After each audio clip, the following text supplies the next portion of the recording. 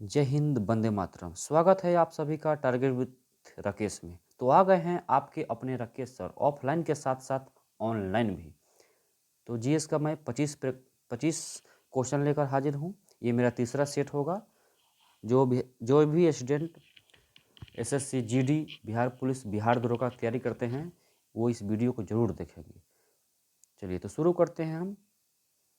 First question, question 1 है, कोशिका के आविष्कारक कौन थे? सेल, आप बायो में सेल थ्योरी पढ़े होइएगा, कोशिका सिद्धांत। तो कोशिका के आविष्कारक कौन है? ए में ऑप्शन है मेंडल, बी में रॉबर्ट हुक, सी में लीवेनहॉक, डी में हरगोबिंद खुराना। फटाफट आंसर दीजिए इसका आप लोग। मन में हम 2-4 सेकंड देंगे भाई, उससे ज़्यादा नहीं देंगे। चलिए इसका आंसर होगा रॉबर्ट हुक। देखिए कोशिका की खोज सबसे पहले 1665 ईस्वी में रॉबर्ट हुक ने किया था, लेकिन इन्होंने मृत कोशिका की खोज किया था, डेड सेल की खोज किया था। तो मृत कोशिका की खोज सबसे पहले रॉबर्ट हुक ने किया था, जबकि जीवित कोशिका की खोज सबसे पहले लीवेनहॉक ने किया था।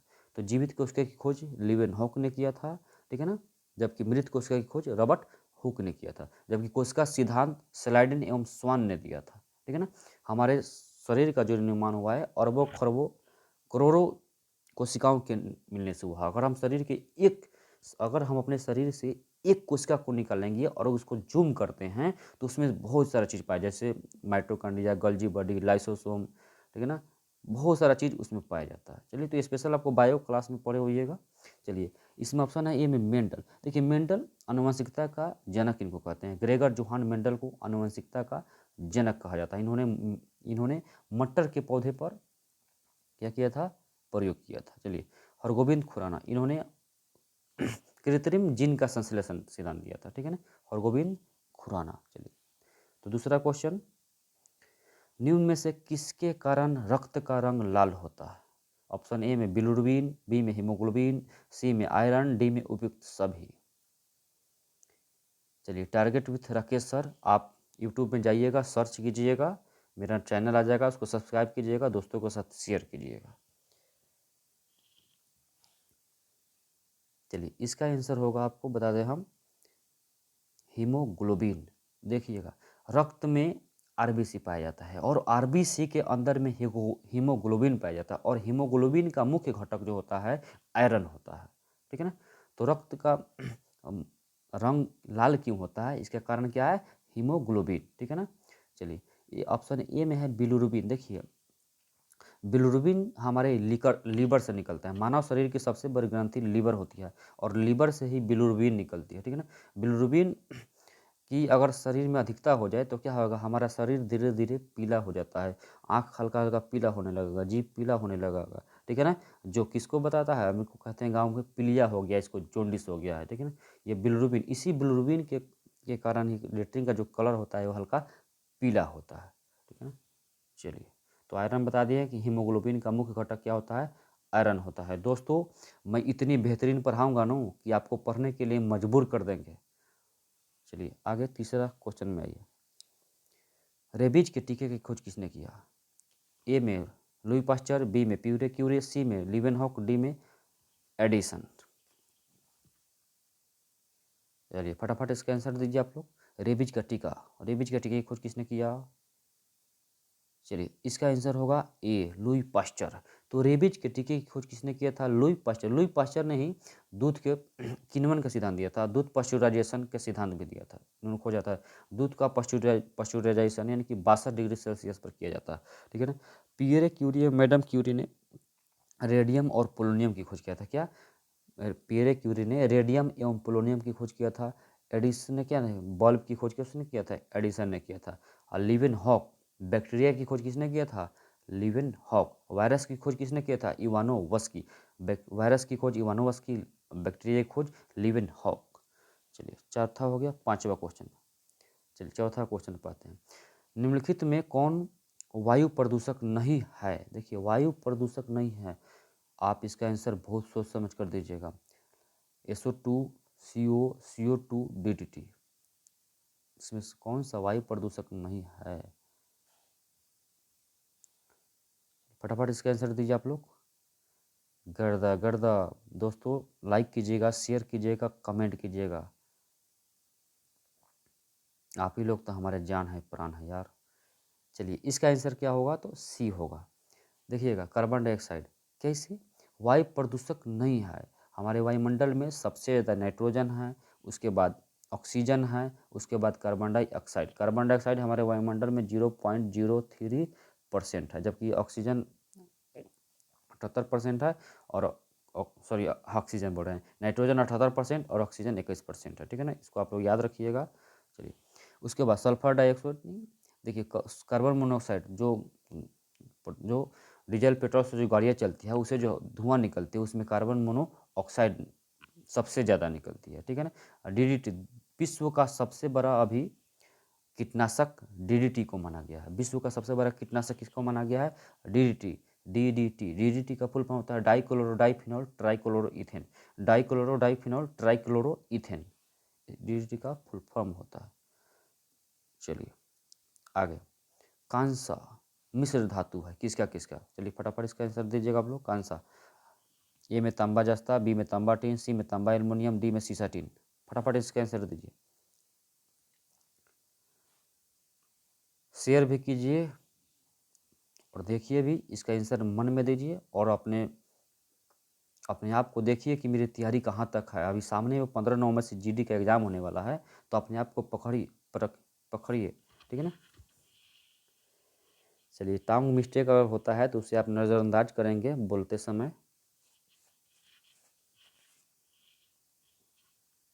चलिए इसका आंसर होगा तांबा और टीन। क्या इसका आंसर होगा, तांबा प्लस टीन। देखिए सबसे पहले कांसा कांसा धातु का प्रयोग सबसे पहले हड़प्पावासी ने किया था। ठीक है ना। हड़प्पा सभ्यता के जो लोग थे इनको इतना दिमाग था कि इसमें उन्होंने क्या किया, तांबा के साथ टिन मिला लिया और कांसा बना लिया, और इस कांसे से बर्तन बना लिया, आँख कान में का बना लिया, नाक में का बना लिया, इन्हें गहना भी बना लिया। ठीक है ना। तो इसीलिए हड़प्पा सभ्यता को हम लोग कांस्य युगीन सभ्यता भी कहते हैं। ठीक है ना। चलिए तांबा जस्ता, अगर हम तांबा और जस्ता को मिला देंगे तो पीतल बन जाएगा। आप लोग शॉर्टकट में पढ़े होइएगा पीता जी। देखिए पीतल बनता है तांबा और जस्ता से। पीतल बनता किससे, पीतल तांबा और जस्ता को मिला दीजिएगा तो क्या बनेगा, पीतल बनेगा। ठीक है ना। चलिए आगे, इसमें सीसा प्लस टीन, अगर सीसा और टीन को मिला दीजिएगा तो सोल्डर धातु बन जाएगा टांका लगाने के लिए। ठीक है ना। और तांबा एल्युमिनियम को बना दीजिएगा तो रोल गोल बन जाएगा, डुप्लीकेट सोना जी। रोल गोल को बेवकूफ़ों का सोना, इसको आयरन पैराइट भी बोला जाता है। चलिए पांचवा छठा क्वेश्चन, निम्नलिखित में से किस एकमात्र अधिवेशन में महात्मा गांधी जी ने कांग्रेस पार्टी के अध्यक्ष बने थे। चलिए फटाफट इसका आंसर दीजिए, बम्बई, लखनऊ, इलाहाबाद, बेलगांव।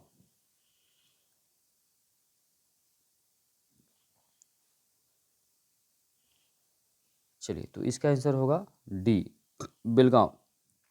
देखिए कांग्रेस पार्टी के जो महात्मा गांधी जी अध्यक्ष रहे मात्र एक बार, एक बार अध्यक्ष बने हैं, वो भी बेलगांव कर्नाटक। बेलगांव अधिवेशन की अध्यक्षता महात्मा गांधी जी ने की। उसके बाद एक बार भी कांग्रेस पार्टी का ये अध्यक्षता इन्होंने नहीं किया। कांग्रेस पार्टी के पहले अध्यक्ष कौन थे, आप लोग कमेंट बॉक्स में जरूर से ज़रूर बताइएगा। ठीक है ना। देखिए कांग्रेस पार्टी का पहला जो अधिवेशन हुआ था बम्बई में हुआ था। ठीक है ना। देखिए एक ट्रिक होता है, कांग्रेस पार्टी का पहला बक मई बक क्वेश्चन पूछेगा, कांग्रेस पार्टी का पहला अधिवेशन कहाँ हुआ, बम्बई में। दूसरा कहाँ हुआ, कोलकाता में। तीसरा कहाँ हुआ, मुंबई में। चौथा कहाँ हुआ, इलाहाबाद में। पांचवा कहाँ हुआ, बम्बई में। छठा कहाँ हुआ, कोलकाता में। ठीक है, बक मई बक, इसको याद रखिएगा। चलिए ठीक है ना। आगे सातवां क्वेश्चन, वायुमंडल का कौन सा परत सबसे ठंडा है। आप क्वेश्चन का जवाब बहुत ही सोच समझ कर दीजिएगा। समताप मंडल, क्षोभ मंडल, ओजोन मंडल, मध्य मंडल। सबसे ठंडा पूछ रहा है, गर्म नहीं पूछ रहा है, सबसे ठंडा कौन है।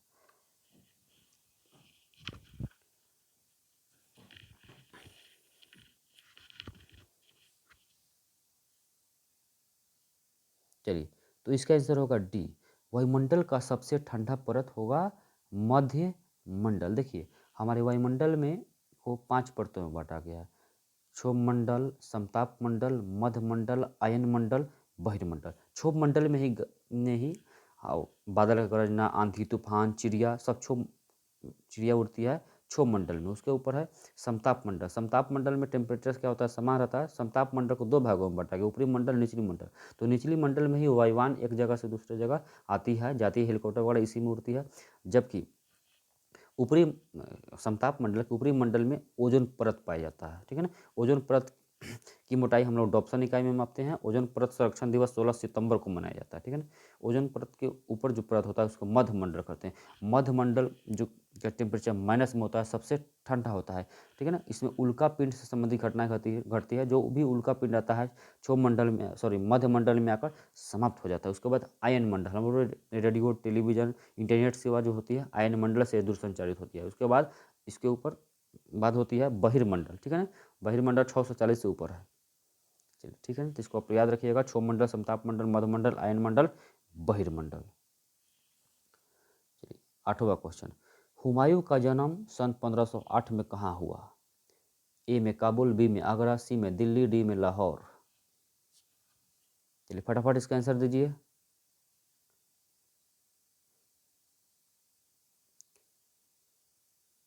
चलिए, इसका आंसर होगा ए, काबुल। हुमायूं का जो जन्म हुआ था काबुल में हुआ था। अफगानिस्तान की राजधानी है काबुल। देखिए, बाबर का बेटा हुमायूं, हुमायूं का बेटा अकबर, अकबर का बेटा जहांगीर, जहांगीर का बेटा शाहजहां, शाहजहां का बेटा औरंगजेब, और अंतिम मुगल बादशाह बहादुर शाह जफर, जिनको बहादुर शाह द्वितीय भी बोला गया। इसी बहादुर शाह जफर को 1857 ईस्वी के विद्रोह में दिल्ली से हडसन एवं निकलसन ने गिरफ्तार कर लिया और काले पानी की सजा के लिए उनको कहाँ भेज दिया था? रंगून। मेरे पिया गए रंगून, कियो टेलीफोन, तेरी याद सताती है, तेरी याद सताती है। और रंगून में ही बहादुर शाह जफर की मृत्यु हो गई। रंगून का वास्तु अभी नाम इसका म्यांमार है। म्यांमार की राजधानी नाईपेताऊ है, ठीक है। चलिए, तो आगे बढ़ते हैं। सिंधु घाटी सप्ताह का सबसे उत्तरी बिंदु कौन है? ए में मांडा, बी में दैमाबाद, सी में सुतका गंडोर, डी में आलमगीरपुर। चलिए फटाफट इसका आंसर कीजिए। अगर आप सिंधु घाटी की चौहदी जानते होइएगा तो इसका आंसर आ जाएगा। चलिए, तो इसका आंसर क्या होगा? उत्तरी बिंदु। देखिए ऊपर, ऊपरी बिंदु इसका क्या होगा? मांडा। देखिएगा, हड़प्पा सप्ताह की चौहदी, देखिए चौहदी कैसे निकालेंगे? ऐसे देखिए, हड़प्पा सप्ताह का सबसे उत्तरी इलाका जो होगा मांडा, ठीक है ना। दक्षिणी इलाका जो होगा दैमाबाद, क्या होगा? दैमाबाद। जो पूर्वी इलाका होगा उसको बोलेंगे आलमगीरपुर। क्या बोलेंगे? आलमगीरपुर मेरठ। पूर्वी आलमगीरपुर मेरठ। और पश्चिमी सुतका गेंडोर बलूचिस्तान पाकिस्तान। तो हड़प्पा सप्ताह की चौधरी जान चुके हैं। उत्तर में मांडा, दक्षिण में दैमाबाद, पूरब में आलमगीरपुर मेरठ यूपी में पड़ता है, और पश्चिम में सुतका गेंडोर बलूचिस्तान पाकिस्तान। बलूचिस्तान पर अभी पाकिस्तान का कब्जा है, ठीक है। चलिए आगे आते हैं। तो हड़प्पा सप्ताह की चौहदी आप लोग एक में क्या कीजिएगा, एक पाना में लिख लीजिएगा, इसको याद कर लीजिएगा। पानीपत का द्वितीय युद्ध कब हुआ? देखिए, ऑप्शन ए में 1526, बी में 1556, सी में 1761 और डी में 1665। चलिए फटाफट इसका आंसर दीजिए भाई। देखिए, पानीपत का सेकेंड युद्ध 1556 में होता है। कब होता है? देखिए, पानीपत का तीन युद्ध 1526 में, 1556 में और 1761 में। देखिए, तीन पानीपत का तीन युद्ध हुआ। पानीपत आपको बता दें कि हरियाणा में पड़ता है, पानीपत सोनीपत, ठीक है ना। पानीपत हरियाणा में होता है, पड़ता है। देखिए, 1526 में पानीपत का प्रथम युद्ध होता है बाबर और इब्राहिम लोदी के बीच, जिसमें युद्ध जिसमें इब्राहिम लोदी युद्ध स्थल पर ही मारा जाता है, ठीक है ना। इब्राहिम लोदी का मकबरा कहाँ है? तो पानीपत में। 1556 में पानीपत का द्वितीय युद्ध होता है अकबर और हेमू के बीच। किसके बीच? अकबर और हेमू के बीच। हालांकि अकबर का जो सेनापति बैरम संरक्षण होता है, बैरम खां और हेमू के बीच स्पेशल इसको माना जाता है, ठीक है ना। और पानीपत का तृतीय युद्ध 1761 में हुआ है अहमद शाह अब्दाली एवं मराठों के बीच, जिसमें मराठों का क्या हो गया? विनाश हो गया, ठीक है ना। ये तीन युद्ध, पानीपत का प्रथम युद्ध, पानीपत का द्वितीय युद्ध और पानीपत का तृतीय युद्ध 1761 में, तीन युद्ध आप लोग याद रखिएगा। चलिए आगे। निम्न में कौन सा नृत्य केरल का है? केरल का नृत्य। ए में भारतनाट्यम, बी में जतरा, सी में यक्षगान, डी में कथकली। चलिए फटाफट इसका आंसर दीजिए आप लोग। दोस्त, तो आप यूट्यूब चैनल में जाइएगा और उसमें मेरा चैनल का नाम है target with Rakesh sir GS, target with Rakesh sir GS. इस चैनल को सब्सक्राइब कीजिएगा और दोस्तों के साथ शेयर कीजिए। चलिए इसका आंसर होगा, फटाफट बताइए। केरल, कथकली, क से केरल, क से कथकली। देखिए केरल का कथकली और मोहिनी आइटम दो इम्पोर्टेंट है। केरल का कथकली और मोहिनी आइटम, देखिए भारतनाट्यम तमिलनाडु का, ठीक है ना, यक्षगान कर्नाटक का, यात्रा पश्चिम बंगाल का, यात्रा पश्चिम बंगाल का, भारतनाट्यम तमिलनाडु का, यक्षगान कर्नाटक का, कथकली और मोहिनी आइटम कहाँ पे होगा, केरल का होगा। कथक उत्तर भारत, बिरजू महाराज इसके हैं, ठीक है ना, ठीक है ना। ओडिसी उड़ीसा का है। ये सब चीज़ आप लोग याद रखिएगा। बिहार का कौन है भाई, बिहार का लौंडा दास है, और क्या है, फटाफट इसको। चलिए आगे बढ़िए। निम्न में सही जोड़ा कौन सा नहीं है। तारापुर महाराष्ट्र, नरोरा यूपी, ककड़ापुरा गुजरात, कैगा मुंबई। फटाफट इसका आंसर दीजिए भैया आप, कमेंट फास्ट। ये बिजली संयंत्र पूछ रहा है, कौन सा बिजली संयंत्र किस शहर में है। नहीं है, पूरा क्वेश्चन पढ़िएगा, नहीं है। चलिए इसका आंसर होगा, देखिए इसका आंसर होगा डी, कैगा मुंबई में नहीं है बाबू, कैगा कर्नाटक में। कहाँ पे है, कैगा कर्नाटक में। देखिए तारापुर महाराष्ट्र में सही है, नरोरा यूपी में सही है, ककड़ापुरा गुजरात में सही है, ठीक है ना। तीनों सही है, लेकिन कैगा कहाँ पड़ता है, कर्नाटक में पड़ता है, ठीक है ना। नरोरा बुलंदशहर यूपी, ककड़ापुरा गुजरात, तारापुर महाराष्ट्र में। चलिए फटाफट आगे बढ़ते हैं। बंगाल का शोक किस नदी को कहा जाता है। फिर से एक नदी क्वेश्चन आ गया है। बंगाल का शोक दामोदर को, कोसी को, ब्रह्मपुत्र को, नर्मदा को, किसको कहा जाता है। चलिए फटाफट बोलिए।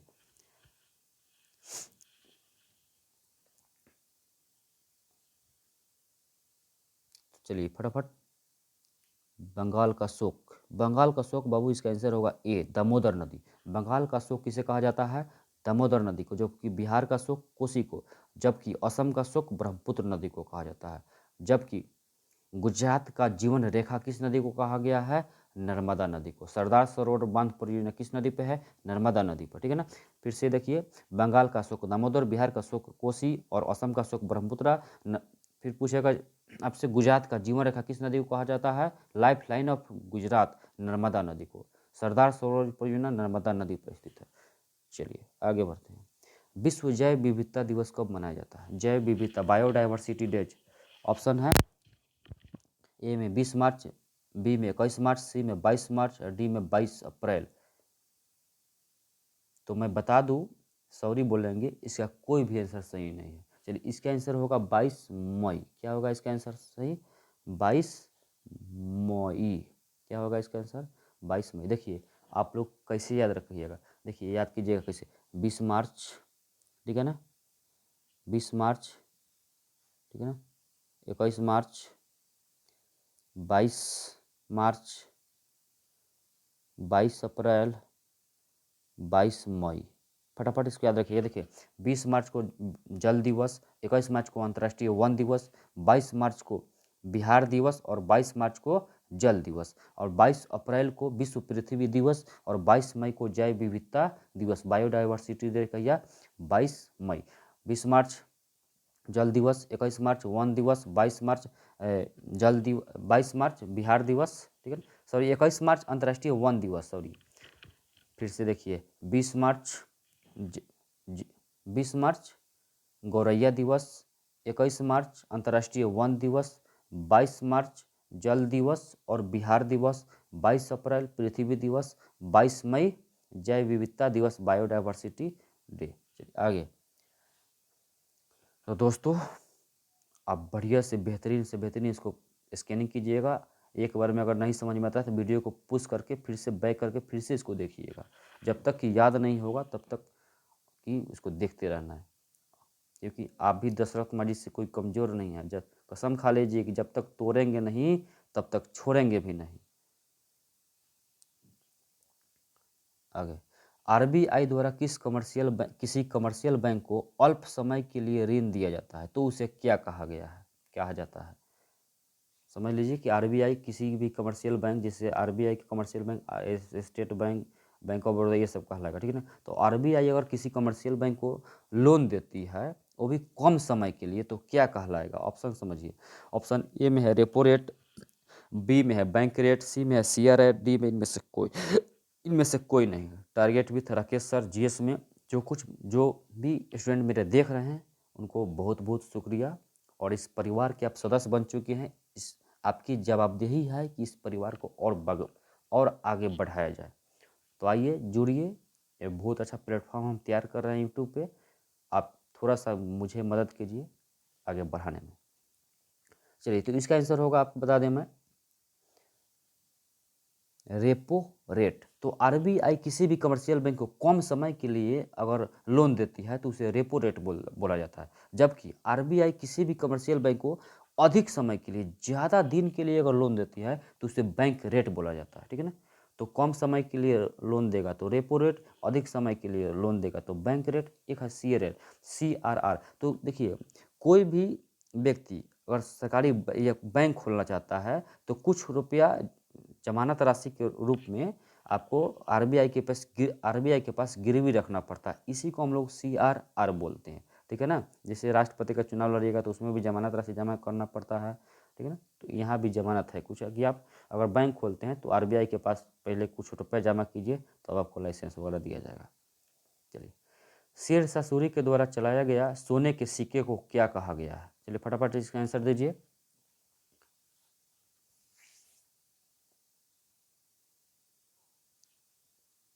चलिए, इसका आंसर क्या होगा? फटाफट, रुपया दाम अशरफी आना। क्या कहा गया? शेरशाह सूरी। पहला बिहारी जो दिल्ली की गद्दी पर बैठा यही शेरशाह सूरी। ठीक है ना। कनौज या बिलग्राम, ठीक है ना, 1540 में कनौज या बिलग्राम युद्ध को जीतने के बाद शेरशाह सूरी ने दिल्ली की गद्दी को हथिया लिया था और हुमायूं को 15 साल दिल्ली की गद्दी से दूर रखा था। ठीक है ना। आप जानते हैं इसको बढ़िया से। चलिए, तो सोने का जो सिक्का चलाया था शेरशाह सूरी ने, इसको असरफी कहा गया है। जबकि शेरशाह सूरी ने चांदी का जो रुपया चलाया इसको रुपया कहा गया है। ठीक है ना। शेरशाह सूरी ने ही 1 रुपये का सिक्का जारी किया था। ठीक है ना।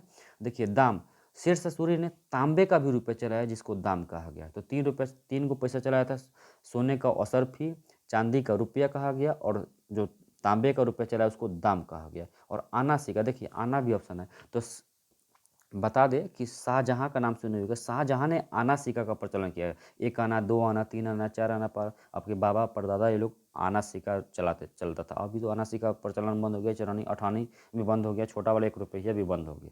तो बातें हटाइए। तो आना सिक्का, ठीक है ना, कौड़ी भी चला है। ठीक है ना।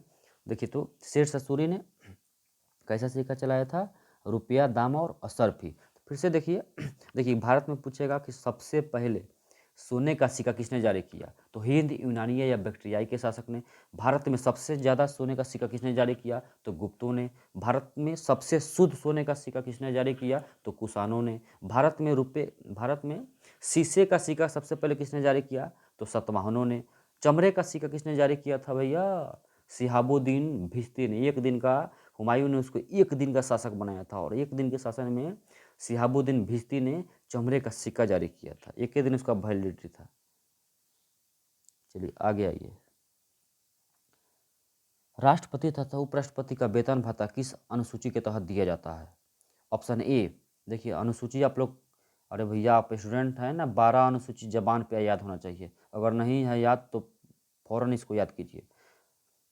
ऑप्शन ए में प्रथम, बी में द्वितीय, 3 में तृतीय और डी में चतुर्थ। चलिए फटाफट इसका आंसर दीजिए भाई। अगर ज़िंदगी में कुछ करना है ना तो बस बाज की तरह उड़ान भरो। ठीक है ना। बादल को चीरते हुए बाज की तरह उड़ान भरो, और इन तितलियों का साथ छोड़ दो, नहीं तो फिर तितलियों के चक्कर में पड़ जाओगे तो फिर बर्बाद हो जाओगे। चलिए, तो इसका आंसर होगा, बता दें, इसमें क्या है? वेतन भत्ता। तो वेतन भत्ता द्वितीय में होगा। किस में होगा? किस में? तो द्वितीय अनुसूची में। देखिए 12 अनुसूची, हम चलिए फटाफट इसको शेयरिंग कर देते हैं। पहले अनुसूची में 28 राज्य और 8 केंद्र शासित प्रदेश की चर्चा है। द्वितीय में वेतन भत्ता की चर्चा है। तृतीय में शपथ की चर्चा है। चौथा में राज्यसभा में सीटों का आवंटन और बंटवारा की चर्चा है। पांचवा में SC ST आरक्षण है। छठा में पूर्वोत्तर के 4 राज्य को विशेष राज्य की दर्जा है। सातवां में संघ सूची, राज्य सूची, समवर्ती सूची की चर्चा है। आठवां में 22 भाषा की चर्चा है। नौवां में भूमि अधिग्रहण बिल की चर्चा है। 10वां में दल बदल की चर्चा है। 11वीं में पंचायती राज चुनाव की चर्चा है। और 12वीं में नगर निगम के चुनाव चर्चा है। ठीक है। तो 12 अनुसूची आपको जबान पर होनी चाहिए। चलिए फटाफट आगे बढ़ते हैं। देखिए, विदेश घूमने का अधिकार किस अनुच्छेद के तहत है? विदेश घूमने की विदेश घूमने का अधिकार किस अनुच्छेद के तहत है? चलिए फटाफट इसका ऑप्शन सुनिएगा। ऑप्शन ए में है 19, बी में है 19 का घ, सी में है 21 और डी में है 21 का क। बहुत ही बेहतरीन क्वेश्चन। इस बार जीडी में 25 नंबर क्वेश्चन पूछता है बउआ। 25 में 25 लक्ष्य रखिए, टारगेट। सिर्फ जीडी में ही नहीं बाबू, ये बिहार पुलिस, बिहार दरोगा, अदर कॉम्पिटिटिव एग्जाम में ये सब एग्जाम पूछता है। ये जो मैं डिस्कशन कराता हूँ यूट्यूब चैनल पर, बहुत कम लोग ही ऐसा टाइम देंगे डिस्कस कराने के लिए। बाबू ये मैं अपना 10 साल का एक्सपीरियंस आपके साथ शेयर कर रहा हूँ। चलिए, तो इसका आंसर होगा 21। क्या होगा? 21। अनुच्छेद 21 में ही प्राण एवं दैहिक स्वतंत्रता का अधिकार है, जीने का अधिकार है। आप किसी को मार भी नहीं सकते हैं, आपको किसी को मारने का अधिकार नहीं दिया गया है। जीने का अधिकार अनुच्छेद 21 में है। आपको शुद्ध वायु लेने का अधिकार किस अनुच्छेद में? 21 में। शुद्ध भोजन लेने का अधिकार कितना में है? अनुच्छेद 21 में। आपको नींद लेने का अधिकार है अनुच्छेद 21 में। अगर आपके माता पिता नहीं सुने देते हैं तो माता पिता पर आप केस ठोक सकते हैं, क्योंकि आपके मौलिक अधिकार का हनन हो रहा है।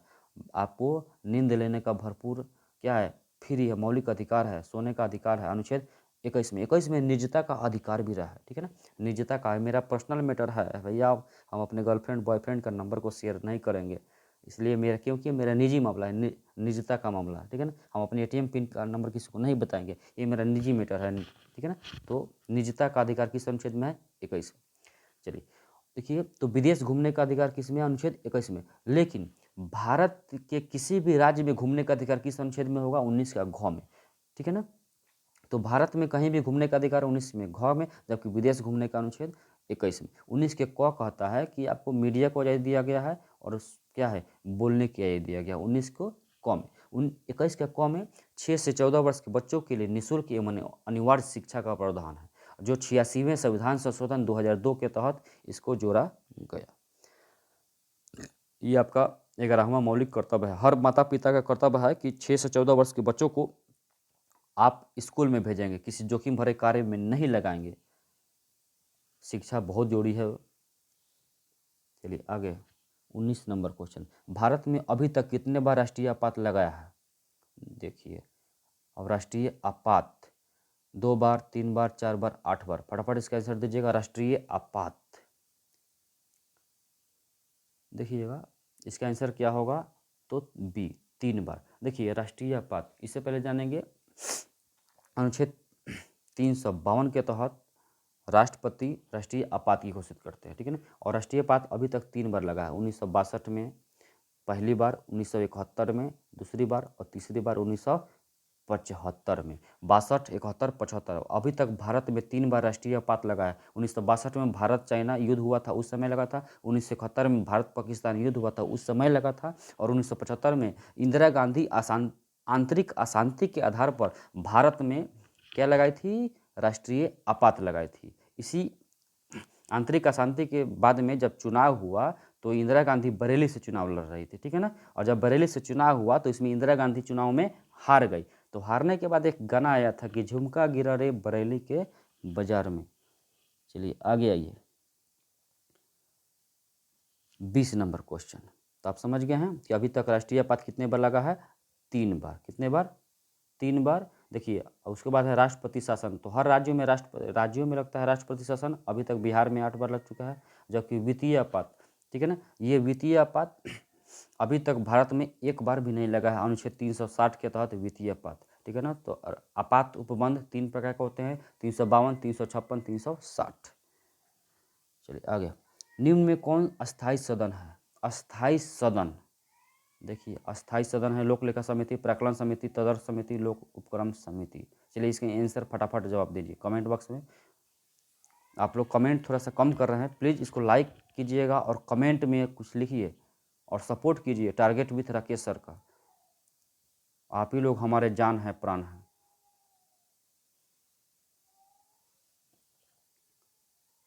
चलिए तो इसका आंसर होगा ए, अस्थायी सदन। सॉरी, क्या है क्वेश्चन है, निम्न में कौन सा अस्थायी सदन नहीं है? देखिए इसका आंसर होगा सी, नहीं है। लोक लेखा समिति अस्थायी सदन है, प्राक्कलन समिति अस्थायी समिति है, लोक उपक्रम समिति भी क्या है? अस्थायी सदन है।